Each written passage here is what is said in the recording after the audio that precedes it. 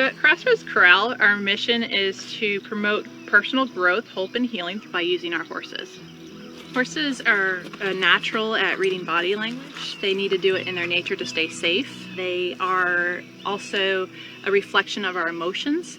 So they give us a lot of insight into what's going on internally, and they help us to see that in our clients.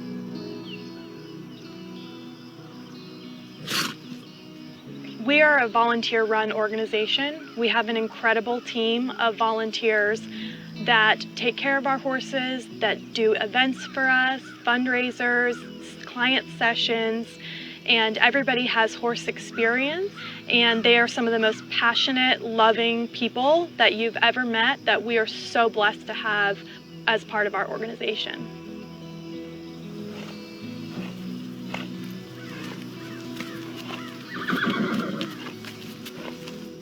So horses have helped a lot of our clients, one of them being a veteran. He came to us with anxiety, with depression, with finding his new norm. He's done many types of therapy, but he hadn't tried equine therapy. And when he came out to us and he met Dixie and the other horses on the farm, he realized, oh my goodness, I can move this horse from one side of the arena to the other, just using body language and just really upping my energy. And with that, he felt a sense of success that he hadn't felt in a while transitioning back.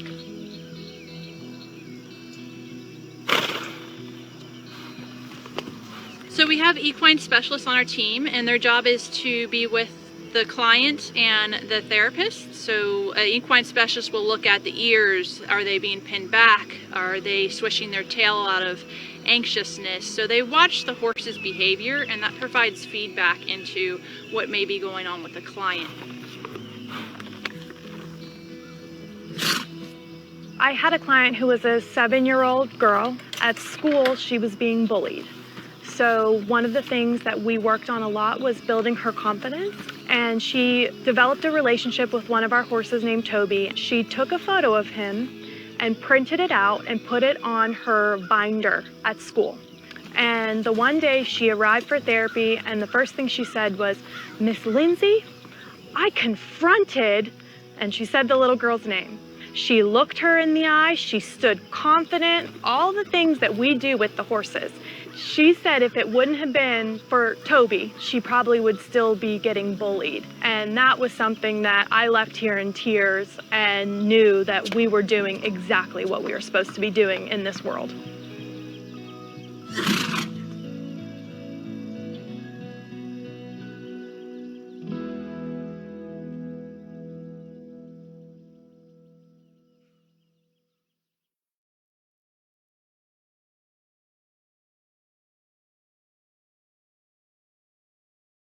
All right, so everybody, thanks so much for listening. Special guests on today, and she has done some great work along with many other people that she works with.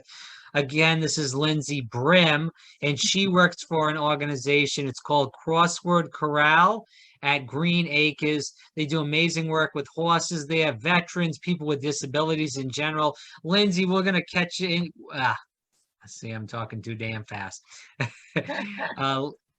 So Lindsay, first of all, thanks for coming on. We'll talk about all these issues in just a moment, but I really appreciate you taking time out of your busy schedule to come on. Yeah, it's my pleasure. Thanks for having me. All right, so let's talk about Crossroads Corral. How did all this start?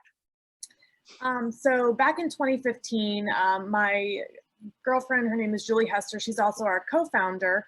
We were just having kind of one of those life discussions, like what are we meant to do in this world? Like, how are we going to make an impact? We both owned several horses at the time, and we were actually on a trail ride, and we decided that, God gave us these horses. We're so blessed to have grown up with them, and our lives changed so much by having them that we should use them to help other people. And then, there's so many great organizations that focus on like therapeutic riding and the physical aspects that come with horses. And at the time, mental health was really still something that people weren't talking about that much. And, there was a huge need just as there is today. So that's why we chose to go that route and focus on utilizing our horses and our efforts on mental health. And then, Crossroads was born from two women who never started a nonprofit before, but had a lot of knowledge about horses and a lot of heart to help people. No, I always hear the good things about horses. We'll get into the therapeutic aspect in just a second, but it seems like horses are extremely relaxed as far as, and they're so gentle and kind. Most animals are. I think it's the only animals that act mean are if you treat them disrespectful for the most part. But can you talk about that, of how these horses that you've grown up with, the horses that you're working with right now, are so gentle and kind? Is it just like certain horses are really like that, or is it just the majority? If you treat them with respect and dignity, they will treat you with respect and dignity and love back. Yeah, horses, they have their own personalities. They have their own likes and dislikes. We have a barn full of 9 horses, and they all have their unique personalities that come along with them. They also have their own pasts. So, ironically, the first pony I got, she was abused when we got her. So when I got her, she would bite me. She would try to kick me. She didn't trust me. So I had to earn her trust. So horses, they look for a good, strong leader, and they look to be safe. Safety is their number one concern. Food is number 2. So horses read our energy. So if they feel unsafe, then they will react a certain way. For the work that we do, we don't train our horses to, act a certain way. We want them to be their own personality. Obviously, we know they're safe. They're not going to kick anyone. They're not going to bite anyone, things of that nature. But, we have a yearling right now. She's a baby. She's learning. I have rope burn all across my hand from today trying to hose her off because she didn't want to be hosed. And she's 800 pounds. And I, had to have a little discussion with her. And ultimately, I'm the one who ended up with the rope burn on my hands. So, you never know. But they're just like other animals. You are right. If you treat them well, and they know they can trust you, then they will give you their whole heart. And that's what is so beautiful. It really is that trust relationship. So going back to the pony that you had that was abused, Mm-hmm. can you talk about how you did gain trust with him or her? Yeah, it's just a lot of hours in the barn, a lot of time just spending time with her, grooming her, walking with her, like until she realized I wasn't going to hurt her. So it took time. And then we have a horse right now who was rescued from a kill pen. She was going to be slaughtered for meat. They still do this in Texas. Oh, wow. Yep. And they send the meat to Mexico. So when we got her, and she's a 1,200 pound horse. When we got her, she actually jumped out of her paddock the first day we brought her home to try to get away from us. She had no trust for people. She didn't know what we were going to do. So it took a lot of time, a lot of effort and energy into getting her to realize that we are good people. She's going to be loved and cared for. Her basic needs will be met, and a million times over, because when they're in those situations, they have to fight to eat, if they're even fed at all. Wow. So, but she has her quirks about her. Like, she has to be the first horse to come in to eat. And if you get in her way, she will tell you, I'm going to kick you. Like, not people, horses, communicating with the horses. Like, I'm in charge. And they all fall in line. So it's quite interesting. Yeah, that is incredible. I mean, it's just like people also that have their quirks and belief systems in general. But as we keep going into this, I do want to just tell everybody that's listening again, for people that want to find more about this organization, it's crossroadscorral.org. Definitely check it out. You can donate. You can find more about the programs that they offer. We're going to get into that just in a second. Again, Lindsay Brim here on Fire Breathing Rob. Lindsay, let's talk about this. So just going into the programs that you offer, can you discuss some of those in depth, please? Yeah. So we have 2 clinical psychologists that are on our team, and we also have certified equine specialists. So a certified equine specialist is a person who's extremely horse experienced, and then they also get trained to be able to provide these services and work next to a mental health professional. So for every session, you have two kind of practitioners working with the client and the horse. Our team, our clinical psychologists as well, they've all been trained on equine assisted psychotherapy. So it's not like you can just pull any psychologist, from an office and stick them on a farm and say, okay, do EAP. They have to be trained for it. They have to understand the outcomes and the goals. And the equine specialist is vitally important because they're reading the horse's behavior. So not only are they watching out for safety, but the horse may have a reaction, when the mental health professional is speaking to the client about something.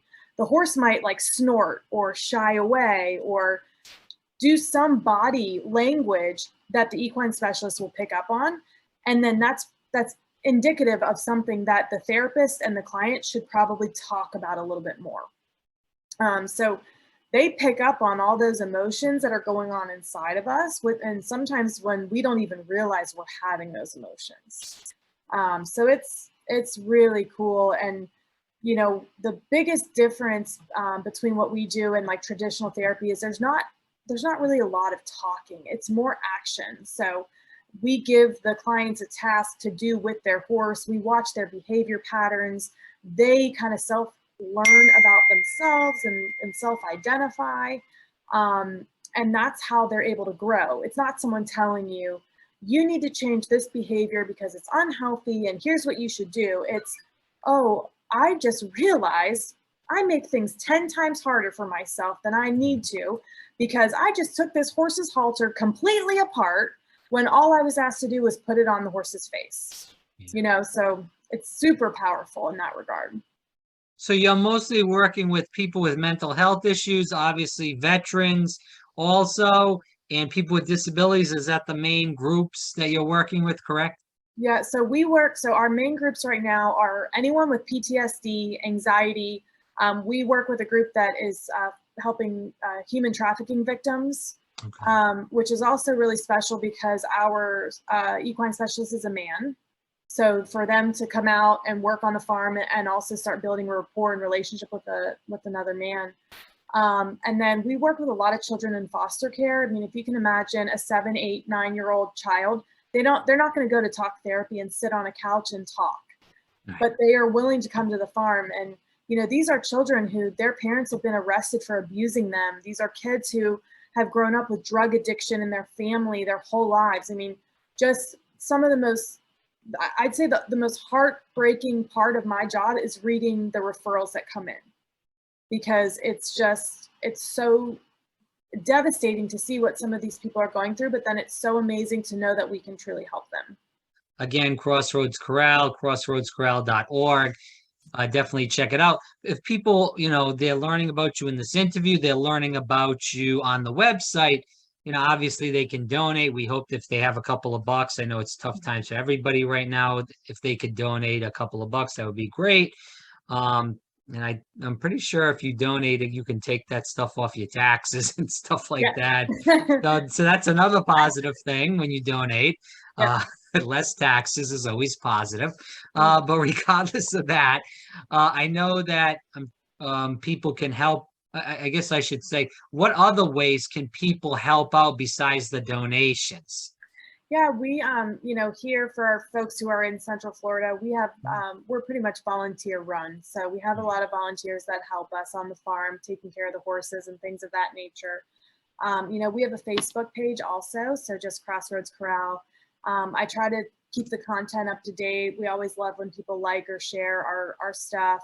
Also, part of that is trying to help the stigma of mental health. So, like June is PTSD Awareness Month. So we've been doing some things focused around that.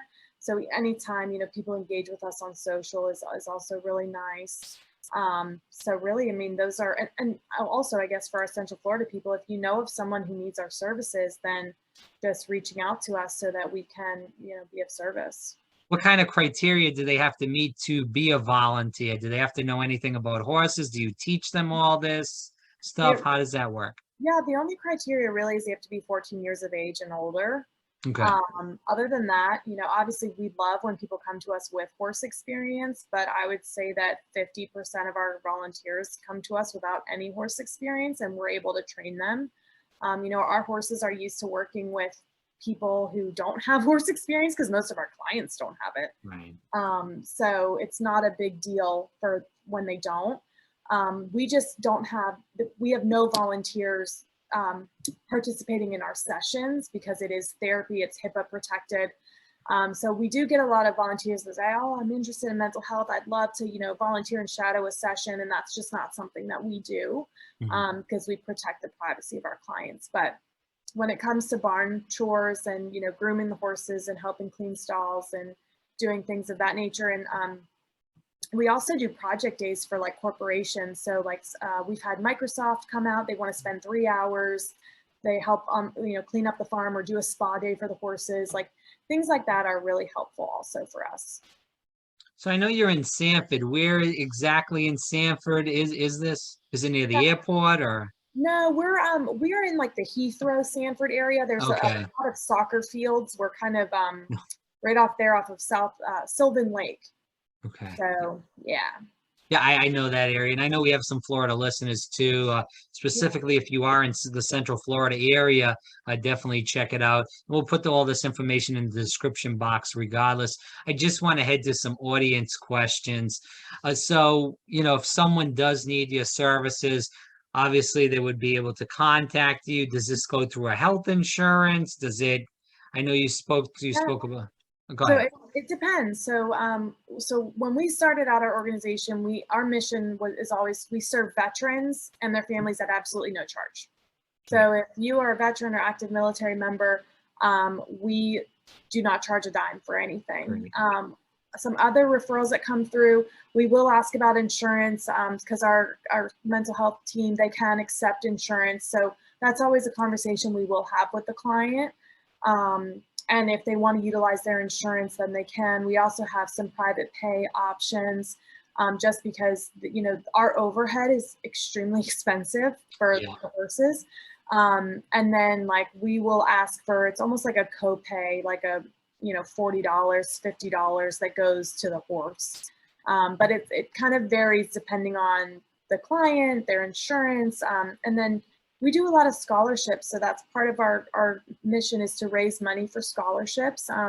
Like Duke Energy, for example, they're a good supporter where they will give like $5,000 for scholarships. So people in need that can't pay, we don't turn anyone down. We just figure out a way to get them help. With the last other two audience questions, let's talk about this. So what really goes into really taking care of a horse? I know you just alluded to I think it was 2 answers ago. Regardless, though, you did allude to how expensive it is, and I've heard that many times before. Can you talk about what it takes to just go through, and you have 9 horses, but even just one is expensive? Yeah, so here in Florida, we have to get all of our hay shipped in from the north. So Oh, wow. that is, so when I lived in Pennsylvania, we paid $2.50 a bale of hay. Here in Florida, we're paying $16.50 to $18.50 a bale. Wow, that's Our horses, insane. Is that just because of the inflation, or is this no, even it's before? the shipping costs because the farmers make it up north and they ship it down because it has to do with the grass and all that. So, our expenses to feed the horses alone is about $48,000 a year. Wow. And then on top of that, they get their feet done every 6 weeks. We obviously have, vet, they get their annual shots, and then heaven forbid you have an emergency or something. But so we have our vet bills, we have supplements. A lot of our horses are older, which is also another beautiful thing about our work, because sometimes when horses are older and they can't be ridden anymore, people just give them up or kind of abandon them. And our horses still have jobs and they love what they do. So, but we might have arthritis medication we have to purchase and, different things to just keep them healthy. And then of course, running a farm, you have your lawnmowers and your tractors and your maintenance and so it's a lot. I think our annual budget of like just kind of to get everything done and all the horses cared for, it's like 130 a year. Yeah, I was gonna say you're getting into the hundreds. Yeah. And that's not like paying for people to have therapy and things like that. I mean, that's just maintaining a farm, keeping all the horses healthy and giving, providing their needs, and a great life, obviously, because that's what they deserve. They're helping so many people. So, Well, in general, everybody, man, woman, animal deserves a great life. I agree with you 100%. So, Lindsay, so what else is on the farm? Obviously, you have the horses. Do you have anything else? Yeah, I'm Nope. just curious. Nope. Okay. That's enough. Enough. Yeah, that's enough. I No, hear you. I'm sorry. I misspoke. We have 2 barn cats. Okay, fair that enough. we- Now, do we they love. play with the horses, or how does that pan Yeah, out? our barn cats are the best. They Okay. yeah, they lay in the middle of the aisle. They are not afraid of horses at all. They are just the best. And they were rescued also. They were in a shelter. It was a Oh, okay. mom and a daughter, and they were in there for a long time because they had to go together. So we were Mhm. able to rescue them, and they are living their best life on our farm. That's awesome. You're doing amazing work for people, animals in general. Again, Lindsay Brim here on Fire Breathing Rob. Definitely check out the site again, crossroadcorral.org. You can donate. You can find a way to volunteer over in Sanford, Florida. Definitely check out the website. Last question. A lot of people really don't, I guess I'll frame it this way. A lot of people are scared of horses in general. They're, massive as far as animals go.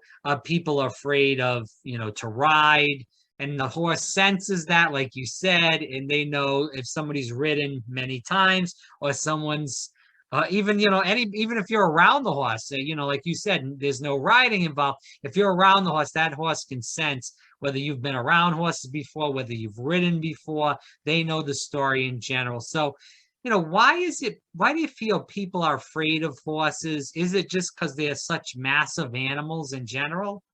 Yeah, I do believe it's their size. Mhm. And the beauty of that is, though, is that's what also makes our work so successful, because you can't grow unless you're out of your comfort zone. Correct. Many of our people and our clients that come, they've never been around a horse.